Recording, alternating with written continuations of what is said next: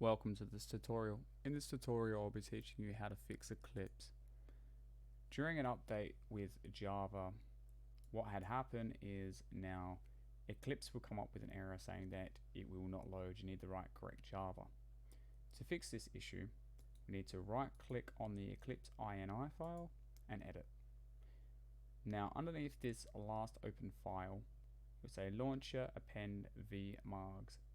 We need to erase the line up to Dosky and paste these two, which is minus VM and then the file directory to the bin file of your Java JDK.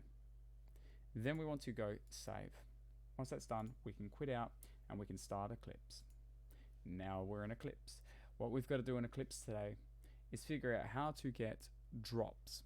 So the MPC drops and spawn edits. This is what we're working on in this tutorial. It's very simple and very easy to do. There will be a tool I'll be adding in the description. The tool will be called UniDropsWJ. So we want to open it, but mine won't open by this. I have to run it by a bat file. The bat file will be included.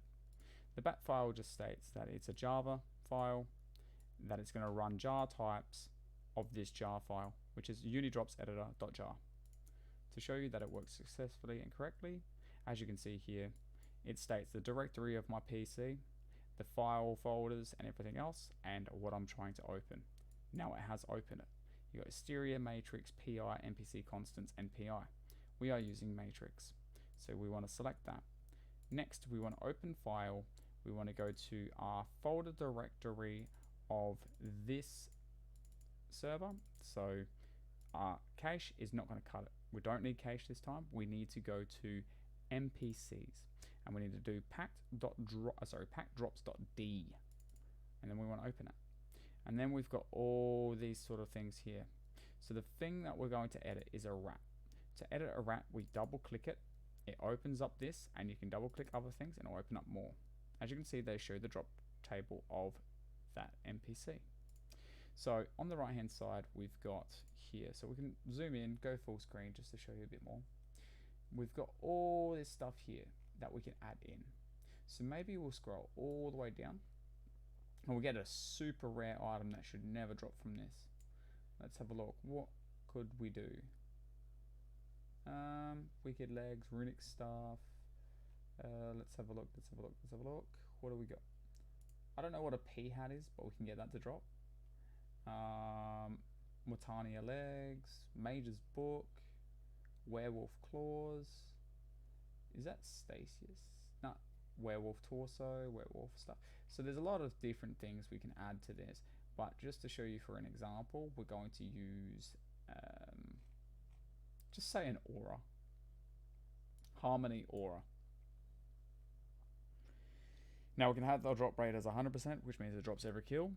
We can have a minimum 1 to whatever we like. We only want 1 of each. So minimum and max at 100%. We can change the drop rate lower and higher and so forth.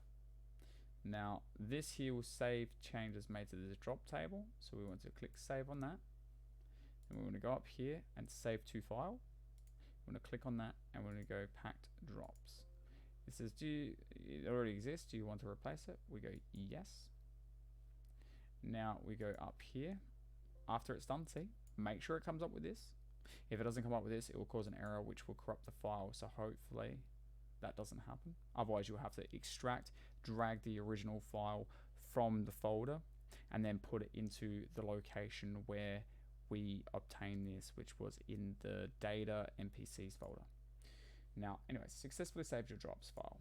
So now that that's done, we can actually just quit this or minimize. I will minimize.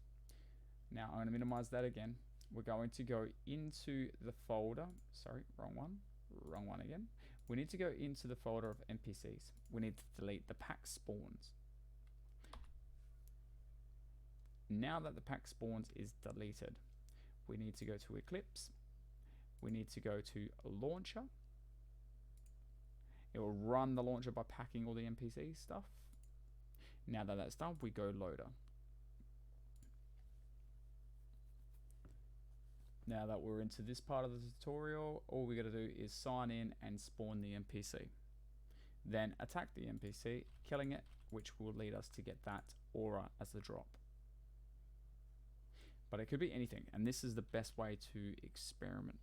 NPC, so we want to do double semicolon NPC, and we type in 47. Now it's underneath me, so there's a rat. Right, we're going to attack it. A few hits and it will be dead. There we go.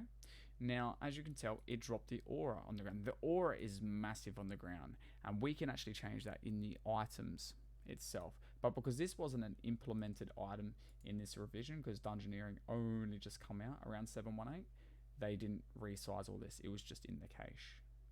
So what we could do, we go pick up the bones. That works. And we can pick up the harmony. That works. Now inside the inventory, the harmony works fine. Time remaining, it says it's ready to use. If we left click on it, it says that we've equipped it. It says you need to be extreme donator to equip harmony. So someone started working on the code, but we can actually delete this. We don't need it. We also got Virtus boots from before when I was testing, and we can bury bones. That works correctly.